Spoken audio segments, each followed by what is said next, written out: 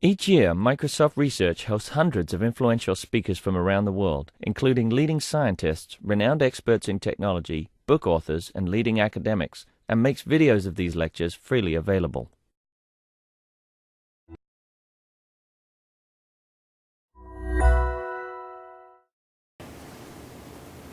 Welcome. It's my pleasure today to have Stan Kurkovsky here from Central Connecticut State University. And I was fascinated by his long history of trying to teach mobile application development to beginning students. I'm very excited to hear more about this today. Nikolai, thank you very much for introducing me.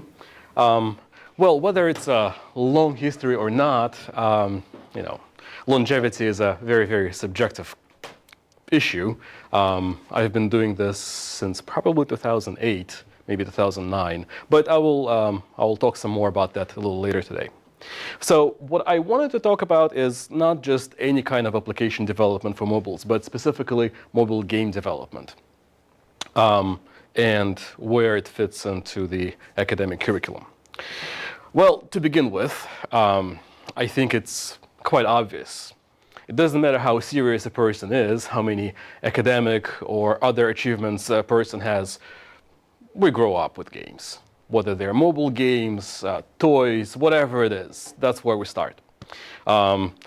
Just like a 5-year-old would take a toy car, when he goes shopping with his mom, a 10-year-old would take maybe an iPod packed with games, and a 15-year-old and onwards would take a mobile phone, because not only they can play games, they can do other things.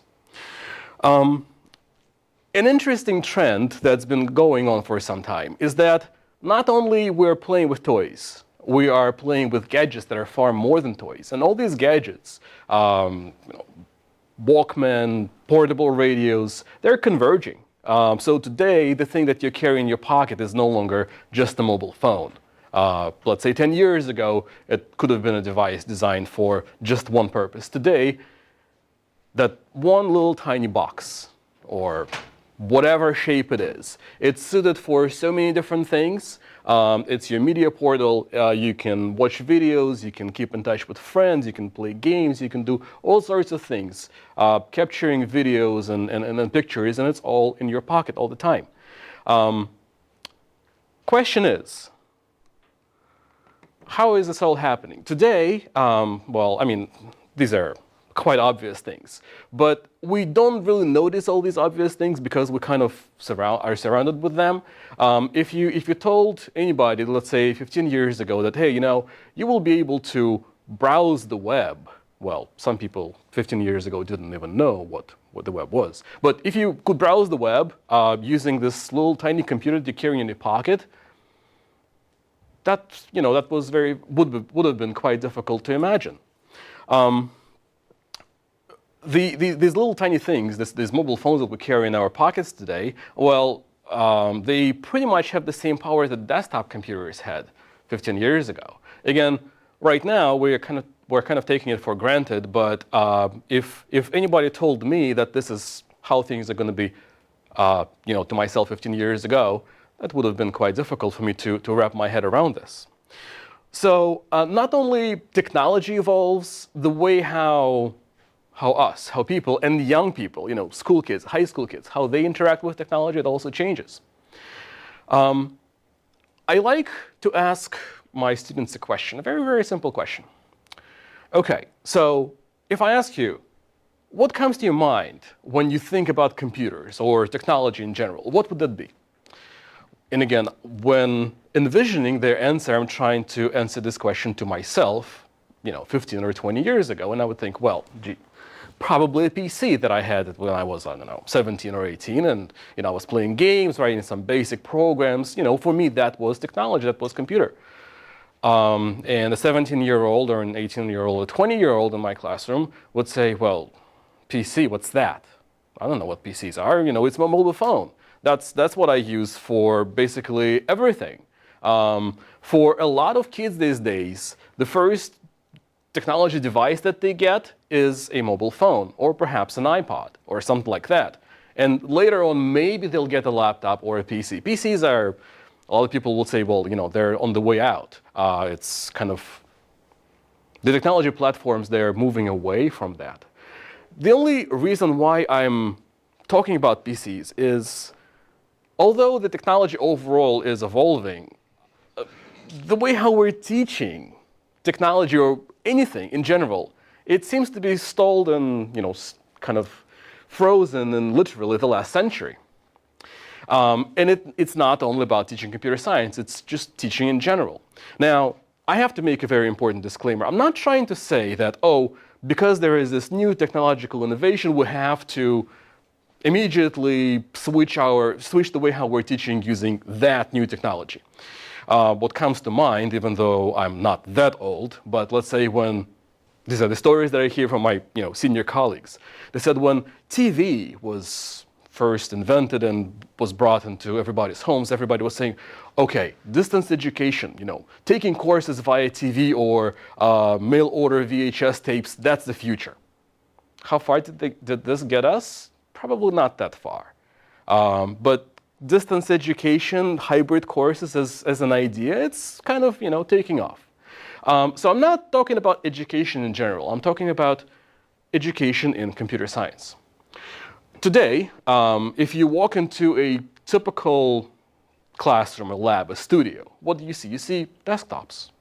And to a typical freshman, that's not what they envision as a high-tech environment. It's not what they perceive as the embodiment of modern technology.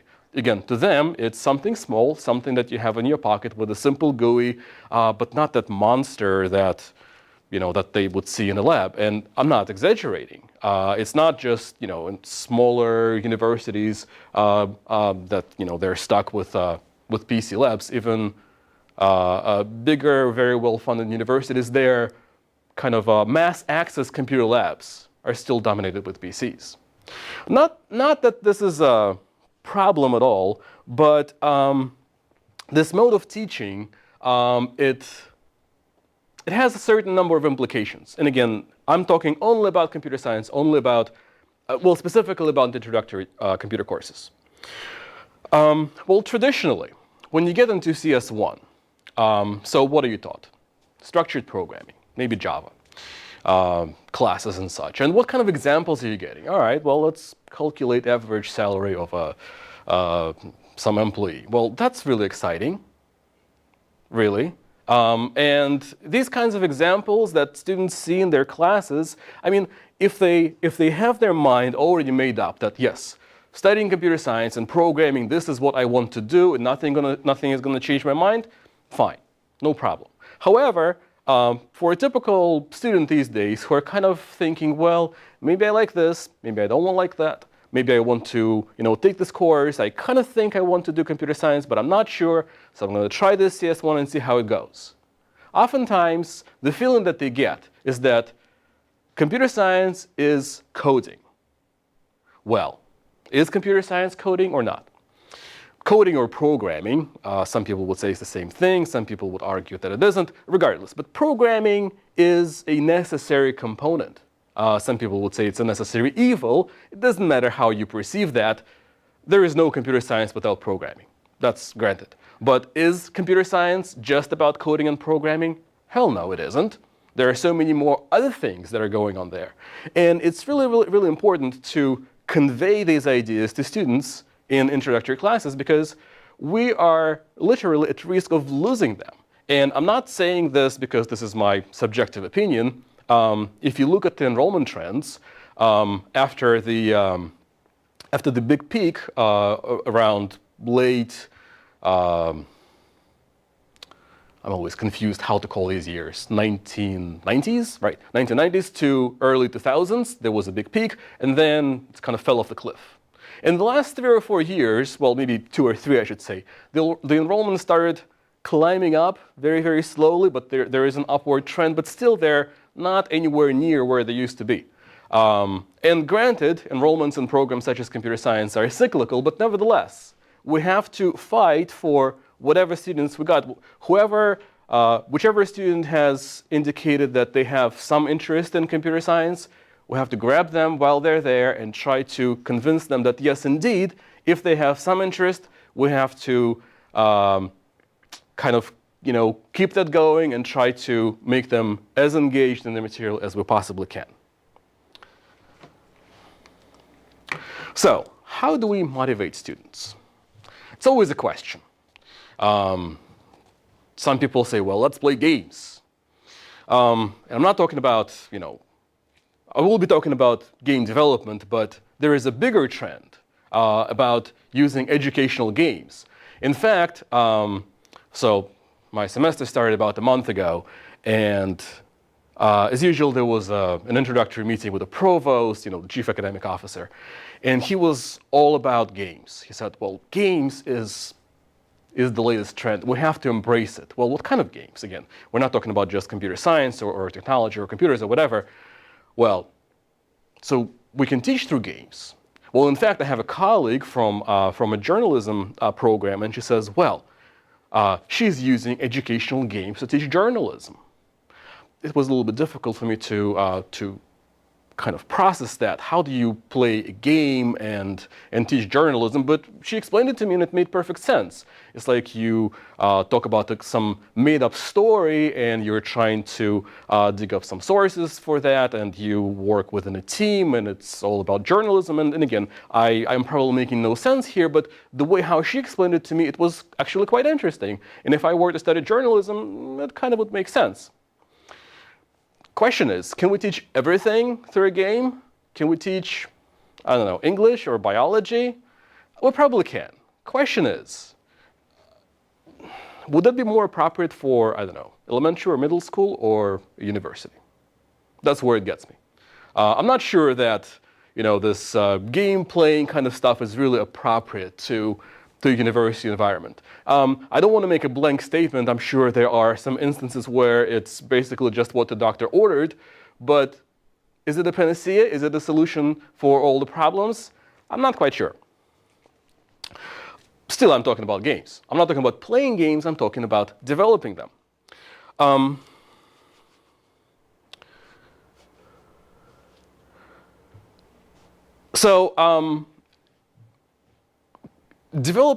Game development, the developing computer games as a motivating technique is nothing new. It's been practiced in computer science courses for, quite some time now. And it's very, very important to revisit 2 points that critics of, game development and computer science have raised. The first not an objective, but a concern that they voice, that they would normally voice is that, okay, so students are playing games or developing games, and to a software developer, there is really a blurry line between a development of a game and playing a game. Both is essentially the same thing. So, question is, how do we balance fun that students are having with the educational value? And it's a very, very valid concern, because if all you do is playing games, are you really learning anything from that? So we have to keep that in mind. The second objection, or a concern, was that they're saying, look at the market of console games that are on the market today. They are very heavily male-oriented. There is blood and gore. Yeah, it's fun, but it's fun for male audience. And if we're trying to squeeze that in a computer classroom, we're going to alienate whatever females we're getting there, because they're not into that. Well, I know some female students are actually quite into that, but there are too many critics who would say that, that this is a problem. And this is another important concern. So, how can game development really be integrated into computer science courses? First of all, as I mentioned, I would like to reiterate, this is not a new concept. It's been done. There are entire programs aimed at teaching students game development, game design and production. There are individual courses. So it's been done. There is absolutely nothing new there. The thing to remember here is that developing of a playable game is a rather complex task.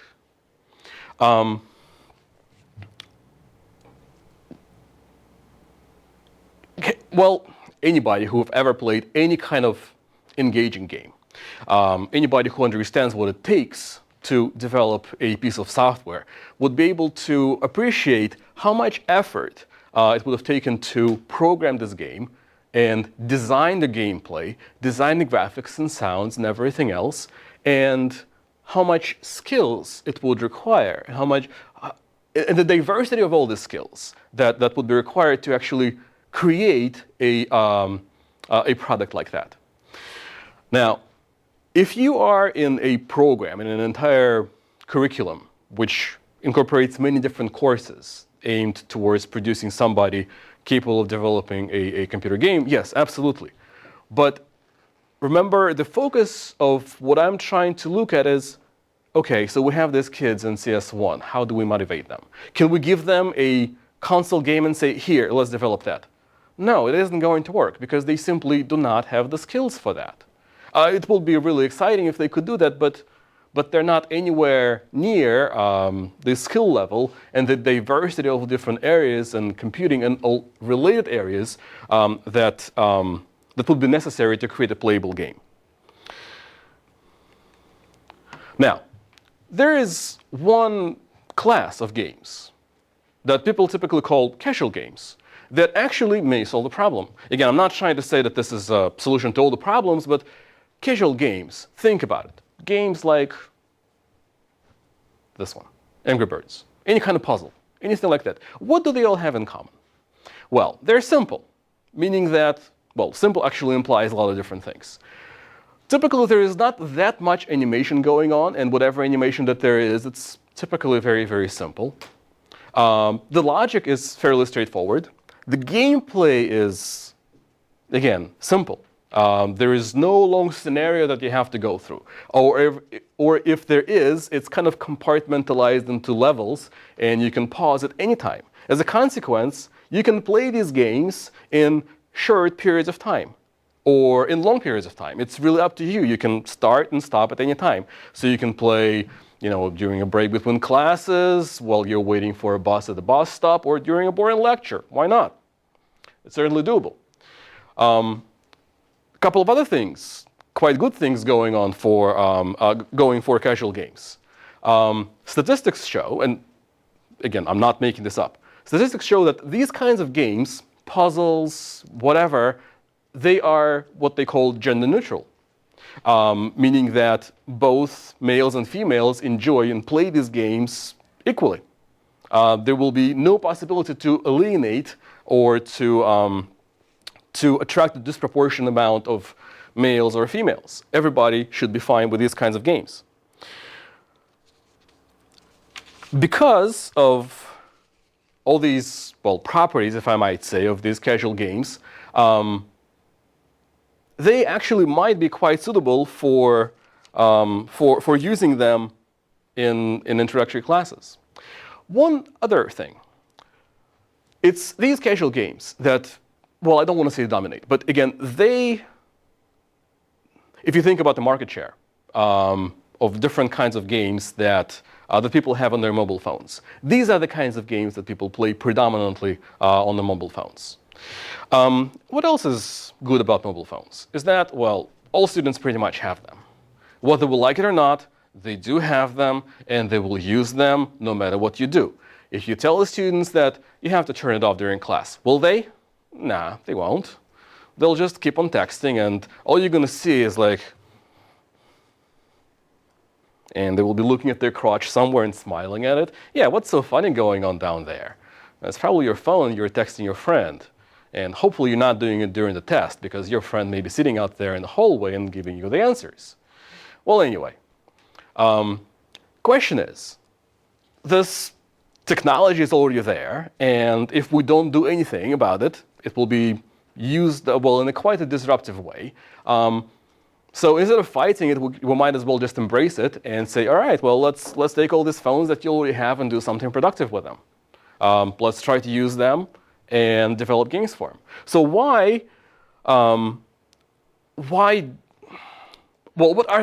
the other reasons why we should be using mobile phones? In addition to, that they already have them. As I already mentioned, to a typical college student, A mobile phone is what they think is the technology today. If you tell them, okay, so we're going to create this program that runs from the command line on this desktop. Boring. Now, you tell them, all right, so we're going to write some code, and you'll have maybe a very simple, but still a game that you can run on your phone. I mean, yeah, you're probably going to have to run it on an emulator on your computer, but as soon as you're done, you're going to put it on your phone, and off you go. That's exciting. At least, well, may not be exciting to my senior colleagues. They probably hate me for saying this. I know they do. But to students, that's their lives. That's what they perceive as the cutting and bleeding edge of technology these days. Instant gratification is a very, very important factor why students like that. With mobile phones, with mobile devices, when they put a piece of software on it, they can see it run right there and then. They could take this program with them and show it off to their friends who otherwise might dismiss them as a computer geek. But they're not computer geeks. They have mobile phones just like everybody else. And it simply raises their cool factor when they say, oh, I'm not just downloading some stupid app from somewhere. I'm developing my own. And here it is, and you can try it also. Again, studies and surveys and everything else that I could possibly find, and my own surveys that I gave to the students, indicate that this is exactly what students like. They do like that, not just the fun factor, not just the factor that it's in their pocket, but the fact that they can enjoy the results of their work immediately and show it off. To them, I don't want to say it's a decisive factor, but it weighs very, very heavily on students' approval level, so to speak, of what they think is cool, what they think is a good way of doing things and teaching computing. So, I've been pondering all these things for some time, around 2008, and then I thought, well, wouldn't it be nice to actually put together a course that will incorporate all these ideas? For the time being, again, it was 2008 or 2009. I was just looking for a fun course to do something different. So I taught a course on mobile game development. It worked fine. I kind of liked what I did. So I put together a paper and sent it to CCLI. It's the conference in computer science education in the United States. Well, in fact, it's not a national, it's an international conference, but it takes place every year in the United States. It is a sister conference, EDC, where Nikolai and I met this summer, which is focused on exactly the same topics. But anyhow, I believe it was in 2009 when I had a paper at CCLI while talking about these things, and it was very well received. And somebody told me, well, so are you applying for some money to get this going? And I was like, should I? I said, absolutely. So I wrote a grant proposal to National Science Foundation, and they said, go for it. So for the next 2 years, I was kind of locked into this project, which was funded by NSF, and working on developing these mobile game development modules. The idea here is to create a number of projects that are portable that an educator could take and incorporate these modules, one or more, into their computer science courses. This project, this NSF-funded project, has been going on for 2 years, as I mentioned, and I've been developing it together with a friend of mine from Rose-Hulman Institute of Technology. The way how these modules work, the focus of each module is to not just to play a game. I mean, yeah, students will get to play and develop a game, well, in the opposite order, develop and then play the game. But it's not playing for the sake of playing. It's about 2 things: trying to reinforce some of the core topics, such as, for example, arrays or loops or decisions or whatever, and at the same time introduce 1 or more advanced topics: artificial intelligence, networking, databases, security. why am I doing this?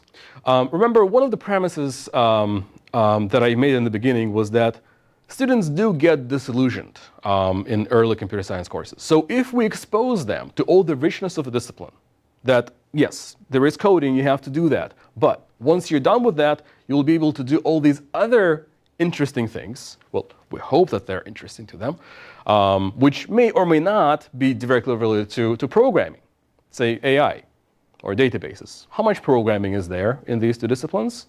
Well, probably there is some, but it's not programming for the sake of programming. So whatever might tickle their fancy, hopefully students might get to see something other than just programming and see that, oh, so this is what computer science is about. This is what you can do with a computer science degree.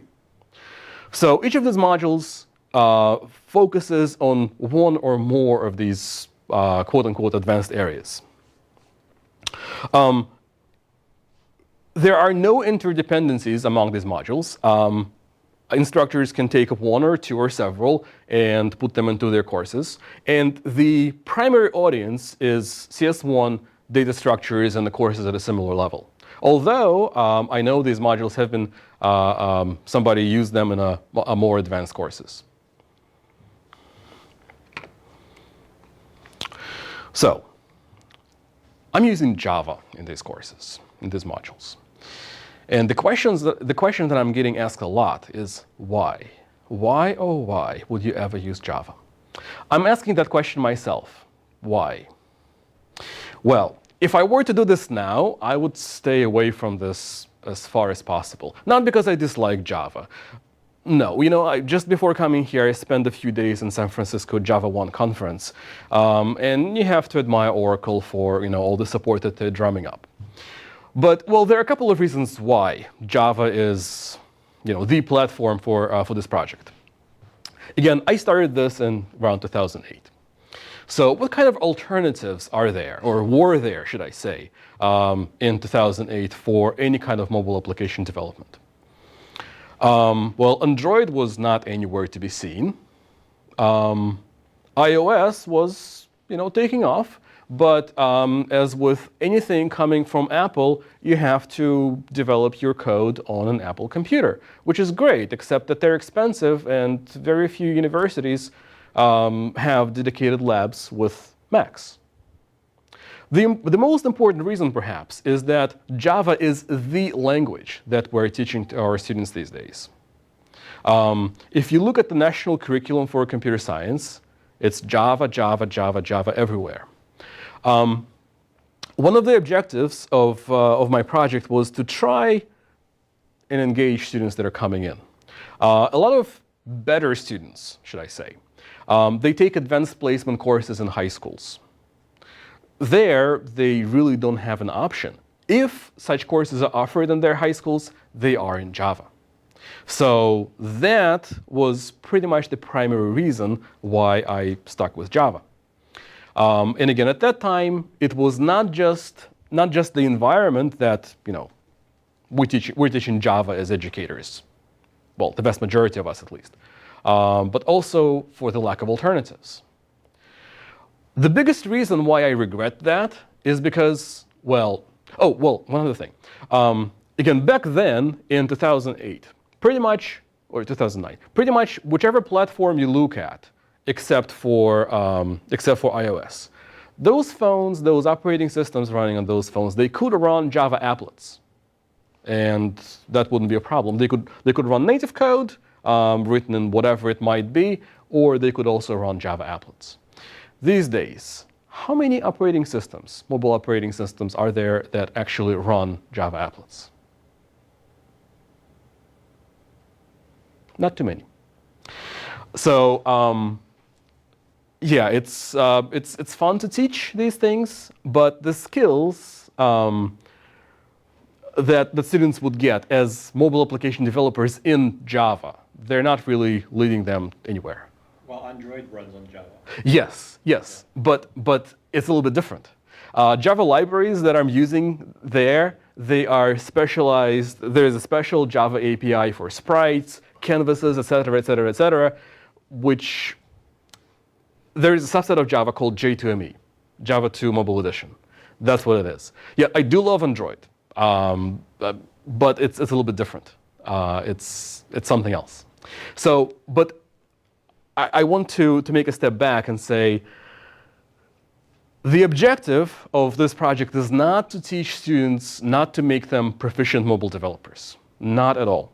The objective is to allow them to have some fun while actually learning things and trying to enjoy the richness of the discipline through all the diversity that they can find in mobile game development. So, I would like to use one of the modules and try to illustrate what's in there. Every single module is based on some well-known game. Some of these games are ages-old board games. Some of the modules are based on well-known console games or arcade games. So there is this Battleship game that everybody, I hope, played once in their lives. I was completely appalled when I saw a recent movie. It was a soul-scarring experience. I'm not sure how I managed to be dragged into that movie, but my decision to use Battleship as a platform for a game module had nothing to do with the movie. That's a disclaimer that I feel that I have to make. The movie was that bad. Anyway, so Battleship, everybody knows how to play it. It's a two-player game, and you exchange some moves, and when you tell your opponent what move you're getting, what move you're making, they tell you the result. So everybody knows this. So this is a kind of game that we could use to teach students a little bit about computer networking.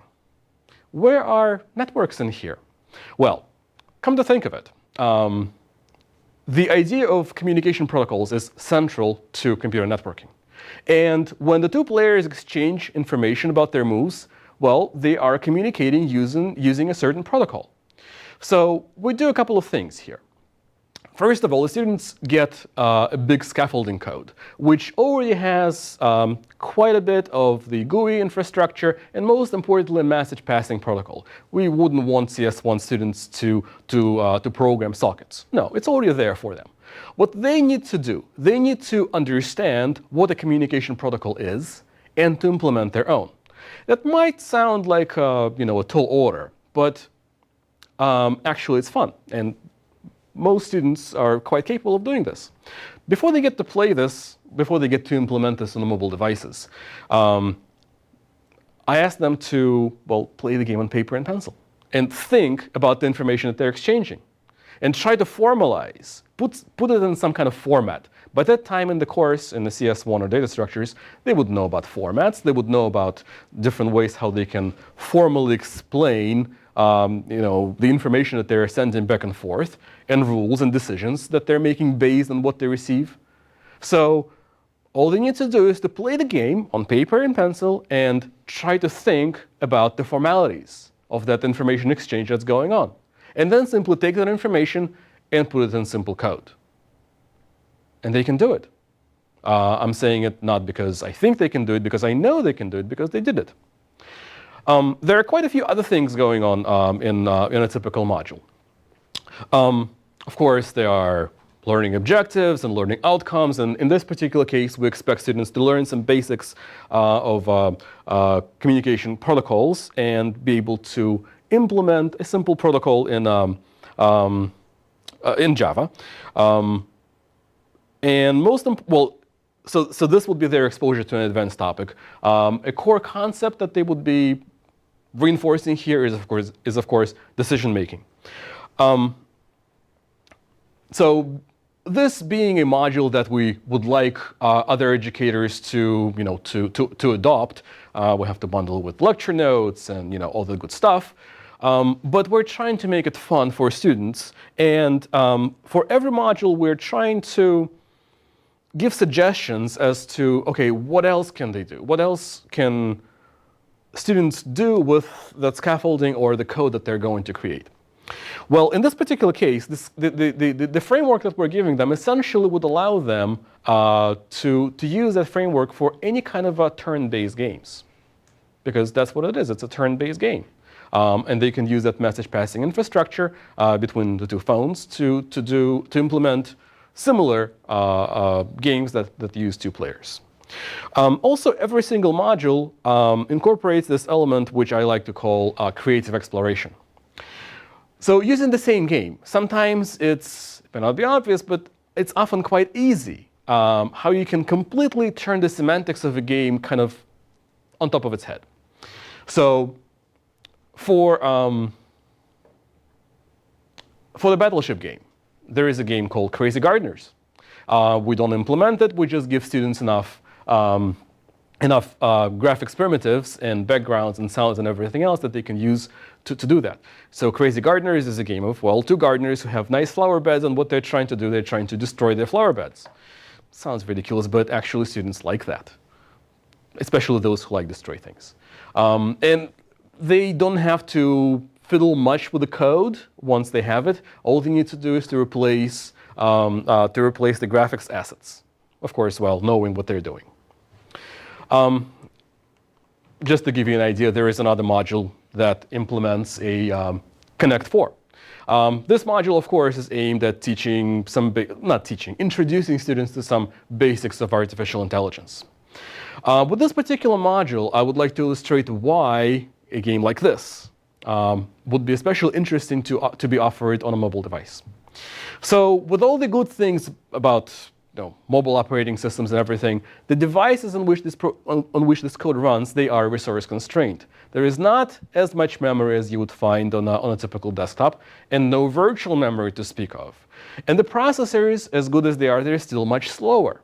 So when you give students some scaffolding with different handlers where they can write their own or substitute different search heuristics, they could easily run into situations where their search space just explodes and the program runs out of memory. And that's a very, very good teaching moment to explain to them what search space is and how it relates to memory. Or another situation when, maybe the game would not run out of space, but it might grind to a screeching halt if the search heuristics happen to be too slow.